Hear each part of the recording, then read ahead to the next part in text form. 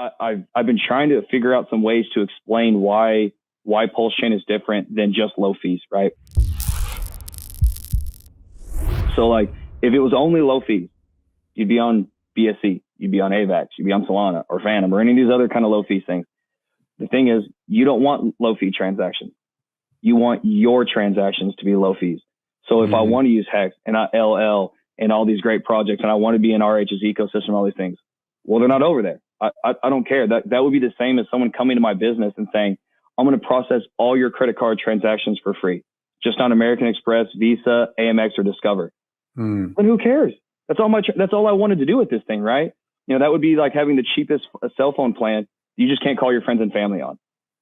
Well, what good is that thing? It does nothing for me now, right?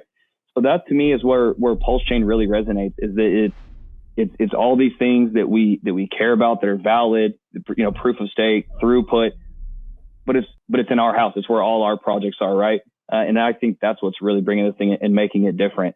When you see how well things are coded at the base level, how that brings on the next layer of people and the next layer. So you end up with, you know, guys like yourself and everyone else, these projects where, you know, how many projects on BSC have, you know, run on the public test nets?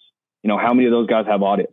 How many of them have 24-hour Telegram rooms with help where there's devs and, you know, big hitters in these projects, and they're all the time helping out? You know, that level of transparency that started with PulseChain resonates across all the projects that people are excited about.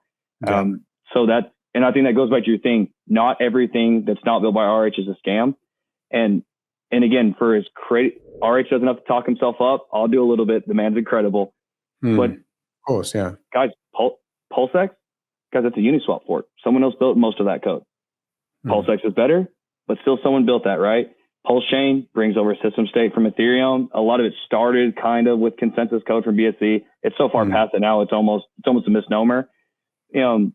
You know, even the HEX contract, the longer pays better, bigger pays better. That comes from legacy metrics that RH took and was like, okay, I know these work. Let's make them better. The thing is, it still started with things that we know work. So we want to make sure that we always understand that RH is built and brought a lot of us together, but he takes from other good things. And it's the same thing the community is doing now. A lot of these things are taken from either forward code and legacy parameters we know work. Yep. They're being audited. They're being transparent. Even if you don't like some of these projects, you have to resonate with how they're launching and the way that they're addressing their community. It's already different here, and PulseChain's not even launched. So I just don't think that how strong the community is and how much shared worldview there is can really be understated. It's powerful. It resonates in every project that's really being promoted and the community is excited about.